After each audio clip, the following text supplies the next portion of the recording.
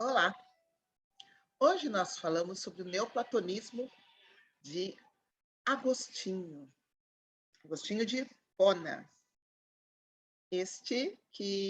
cuja figura está ao centro do nosso slide, junto com algumas figuras que representam um pouco do cristianismo daquele momento.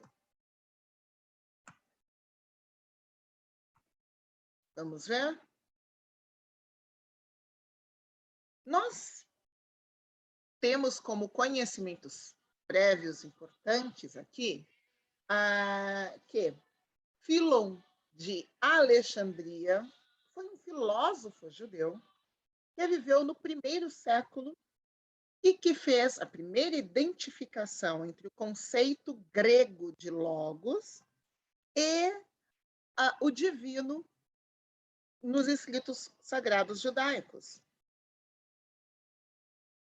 E isto foi muito importante para a construção deste pensamento filosófico cristão antigo, com o cristianismo tendo influências muito fortes, tanto do helenismo, que é a cultura grega, quanto do judaísmo, que é a religião do povo judeu ou hebreu. Isto dá origem à patrística, que é a filosofia, o pensamento dos pais da igreja, e que vai até a era medieval. Tem como características a apologética, que é a defesa da fé, diante da perseguição que ocorre aos cristãos neste momento inicial, e também da falta de entendimento, tanto deles quanto dos demais, sobre quem eram. Seria uma parte do judaísmo? Algo diferente? Quem eram? Que fé e que pensamentos tinham essas pessoas? Então, para construir uma identidade própria, para distinguir-se diante das demais religiões e defender-se de acusações que eram feitas, das várias acusações que eram feitas neste período a eles. Então, se constroem obras de defesa. Alguns destes filósofos são Justino, de Alexandria, não de Alexandria, mas Justino, que é daquela área que hoje é Nablus, naquele momento era um outro nome, mas que é ali da área da Palestina, Clemente e Orígenes de Alexandria, e que defendem ardorosamente esta posição de que a filosofia grega ela é importante. Eles são entusiastas da filosofia grega. E também tivemos algumas vozes contrárias, como Tassiano, Tertuliano e Lactâncio. Bom, esses três, Justino, Clemente e Orígenes, são filósofos formados numa escola grega clássica e que aproveitam, e não apenas aproveitam, mas que se ligam a Filon de Alexandria, no sentido de identificar o Logos como o princípio divino, e esse princípio divino teria operado na Terra como Jesus. Ok? Bom, passa-se um tempo, o cristianismo se estabelece, se espalha ainda mais, e nós chegamos ao autor que vamos ver hoje, que é Agostinho. Veremos a sua biografia, o trabalho que ele faz sobre a relação entre filosofia e fé, e um exemplo do seu pensamento e da teoria do conhecimento que ele desenvolve. Agostinho de Hipona, cujo nome original é Aurelius Agostinus, nasceu no ano 354 em Tagaste, na Argélia, atual Souk Ahras, na Argélia. Então, ele é mais um dos inúmeros filósofos africanos que temos. Assim como Orígenes, assim como Clemente, que são de Alexandria, que são egípcios. Agostinho é argelino. A mãe dele era cristã, a Mônica, e o pai não era cristão. O pai dele era um berbere de cultura romana. Berberes são povos nativos do norte da África.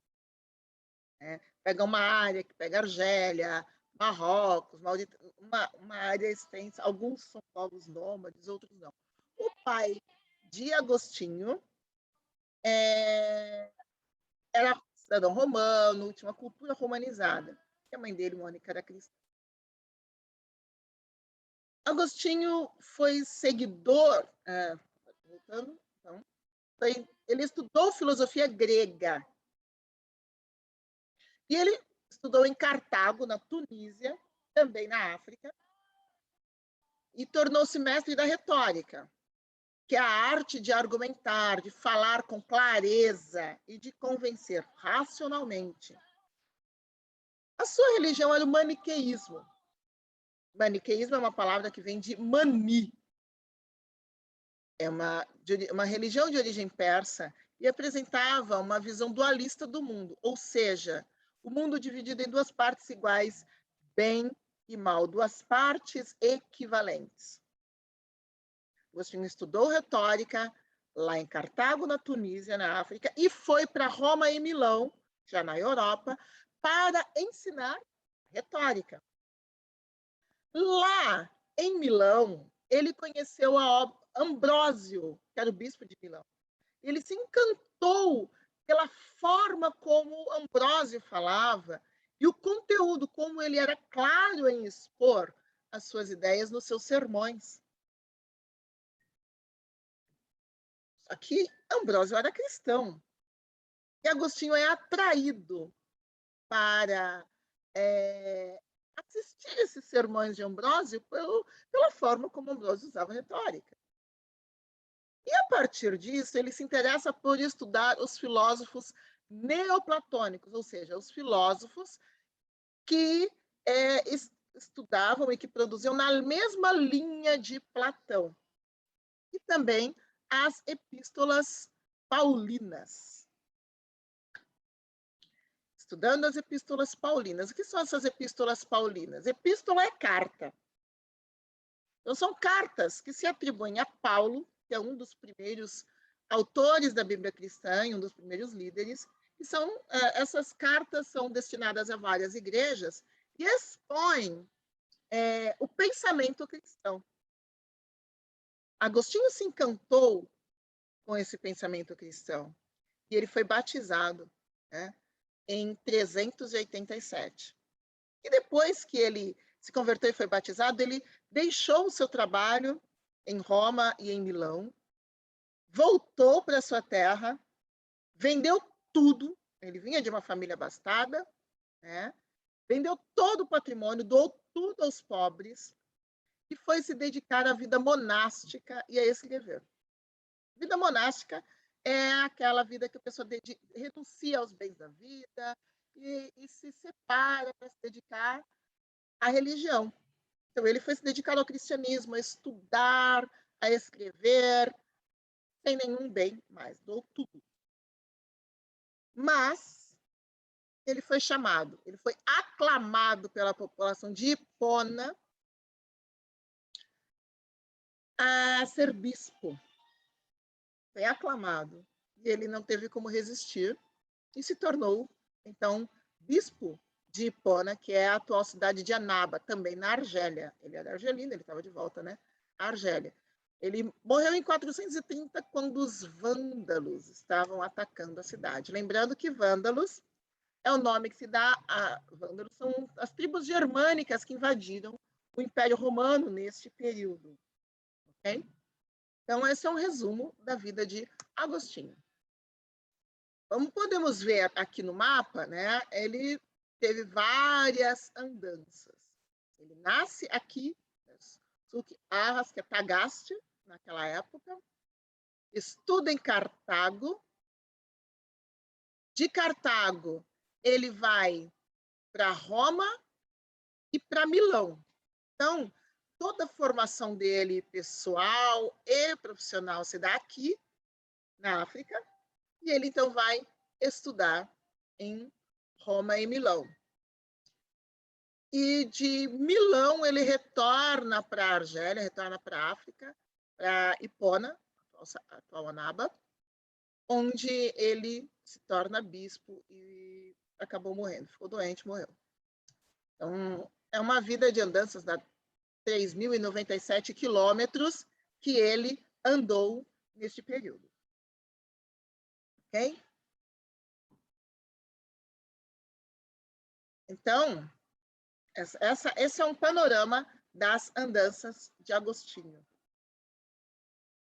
E isso mostra um pouco como era a circulação do pensamento e da filosofia neste período. Quais os principais pontos da filosofia de Agostinho? A relação entre filosofia, razão e fé. Tem uma formação filosófica intensa e uma formação de fé também muito intensa. E o outro ponto importante é a teoria do conhecimento, com destaque para a subjetividade, ou seja, para o papel do sujeito. Sujeito que conhece, como se conhece o mundo. E é o que em filosofia temos um termo que é epistemologia. Um exemplo que nós temos aqui da relação entre fé e razão. Para Agostinho, a filosofia de Platão era tão importante que ela prepararia a alma para conhecer a Deus. Então, ele vê com absoluta naturalidade o estudo da filosofia grega. E ele não faz uma diferença entre um autor que é cristão e um autor que não é. Ele não constrói a vida dele acadêmica estudando, por exemplo, somente Clemente, Orígenes ou Justino. Poderia, nessa altura, nós já temos estes autores, né? Mas não, ele usa muito Platão. E agora, ele considera que conhecer a Deus é a verdadeira filosofia, o verdadeiro amor à sabedoria. Toda a sabedoria e filosofia do mundo teriam essa limitação, portanto. Então, todo conhecimento viria de Deus. E a filosofia seria um pouco desse conhecimento, né? A partir de algo que vem de Paulo, né? Tudo que é bom e perfeito vem de Deus, o Pai das luzes. Uma frase altamente mergulhada na filosofia grega. Para Agostinho, entretanto, primeiro é necessário crer para depois compreender. Ele toma por base um texto de Isaías, da Bíblia hebraica, né? No profeta Isaías, que diz: se não crerdes, não entendereis. Outro ponto que é importante na filosofia dele é que, como um bom platonista, o conhecimento não pode vir inteiramente da experiência sensível, mas precisa de um ponto anterior. Espera um pouquinho. Platão não despreza a experiência sensível? Sim. Agostinho é neoplatônico, ou seja, ele usa a obra de Platão, mas ele faz uma reelaboração. Então, tem diferenças entre a obra de Agostinho e de Platão. E essa é uma. Agostinho admite que o conhecimento é fonte de experiência, mas não pode ser a única fonte de experiência. O conhecimento sensível, conhecimento que vem dos 5 sentidos, é sim importante, mas não pode ser o único. Entende? Um exemplo deste pensamento dele, de uma forma bastante poética, inclusive, que está no livro Confissões, que é uma biografia que ele escreve, né, uma autobiografia, é este que também se encontra bastante musicado. Tarde vos amei, ó beleza tão antiga e tão nova, tarde vos amei. Eis que habitáveis dentro de mim, e eu lá fora a procurar-vos. Então, veja, primeiro ponto, uma questão de um conhecimento que habita em nós, que é subjetivo, que está aqui. E, ao mesmo tempo, a noção de que essa razão que habita em nós, que é o ponto de partida do conhecimento, também é identificado como Deus. Olha a relação com Philon. A razão habita em mim, mas a razão também é identificada como Deus. O Logos está em mim, o Logos é Deus. Philon de Alexandria, Evangelho de João, Justino, Clemente, Orígenes. Tudo aqui, nessa frase. Eis que habitáveis dentro de mim, e eu lá fora a procurar-vos. Disforme, lançava-me sobre estas formosuras que criaste. Ou seja, sobre o mundo sensível. Olhava para a natureza criada. Procurava aquilo que vejo, que eu ouço.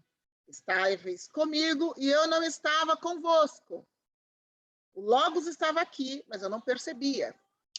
Retinha-me longe de vós aquilo que não existiria se não existisse em vós. Eu me distraía vendo a natureza, sem perceber que a natureza não existiria se não existisse no Logos. E ele identifica com Deus. Porém, chamaste-me com uma voz tão forte que rompestes a minha surdez. Então, essa é a descoberta da própria razão, do próprio Logos. Brilhastes, cintilastes e logo afugentastes a minha cegueira. Influência tremenda de Platão aqui. O Logos como luz que afugenta a cegueira. A razão é luz. A razão ilumina. A falta de razão, a falta de conhecimento é escuridão e cegueira.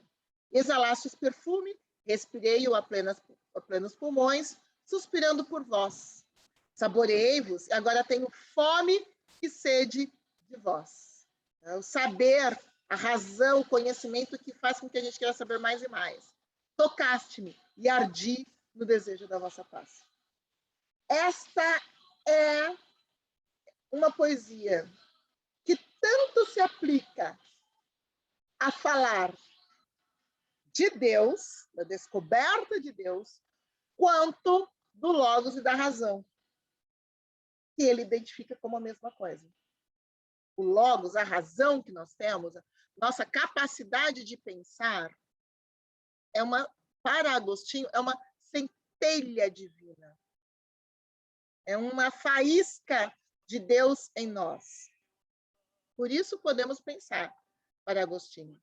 E também, ao mesmo tempo, nós temos que esta centelha divina, que é a razão, que é a capacidade de pensar de uma forma organizada, de raciocinar, é esta capacidade que vem de Deus, que é uma parte do que Deus coloca em nós, que é, para Agostinho, a origem do conhecimento. Então, o conhecimento se origina na capacidade de pensar e é alimentado pelas nossas experiências do tato, da visão, do olfato, né? Então, pelos nossos 5 sentidos. Os 5 sentidos nos alimentam o conhecimento, mas ele é processado, ele só é transformado em conhecimento mesmo porque a razão está lá para orientar o uso desses 5 sentidos. Isso aparece também no texto De Magistro, uma obra que ele faz, dedicada ao filho, Teodato. E aí a gente tem uma influência de Platão que aparece também na forma como ele percebe o mundo, como 2 fontes de conhecimento e a relação que ele faz com a filosofia de Platão. Ele vai dizer, pois todas as coisas que percebemos-las ou pelos sentidos do corpo, 5 sentidos, ou da mente. Então, vejam, as 2 formas são válidas para ele. Chamamos as primeiras sensíveis, aquelas que a gente percebe pelos 5 sentidos, e as segundas inteligíveis. E aí vem a relação que ele faz com a obra de Paulo, as cartas de Paulo. Ou, para falar segundo costumam os nossos autores, cristãos, as primeiras carnais, então as coisas que a gente percebe pelos cinco sentidos seriam as carnais, e as inteligíveis espirituais. Então, aí ele vai estabelecer essa equivalência entre o mundo das ideias de Platão, aquele mundo racional, mundo dos conceitos, com o mundo espiritual que o cristianismo introduz.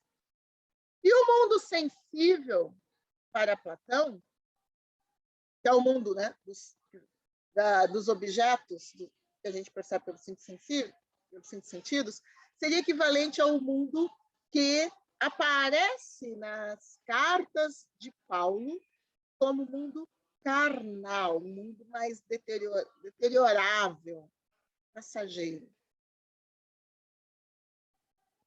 Mas, diferentemente de Platão, Agostinho considera que sim, os sentidos são fonte de conhecimento importante. Platão rejeita o conhecimento que vem dos sentidos, Agostinho aceita esse conhecimento. Para Platão, as palavras têm vida própria, os conceitos têm uma vida própria. Para Agostinho, elas são apenas substitutas dos objetos. E são apenas um lembrete do objeto quando a gente não tem um objeto, né? Então, uma palavra não substitui esta imagem, que é da Lua. Mas as várias palavras que nós usamos para nos referir a esta imagem da Lua, né? Seja a palavra Lua, Moon, Luna, Mount, Lune, Selene, todas essas palavras são apenas substitutas para que eu me refira à Lua quando a Lua não está aqui. Então, neste momento, não é noite, eu não tenho Lua, mas eu posso usar uma palavra para me referir a ela. Essa é a função das palavras e dos conceitos em Agostinho. E essa é uma diferença de Platão. Se quiser saber mais, tem um filme de Rossellini, um belo filme chamado Santo Agostinho, que eu indico. Obrigada e até a próxima.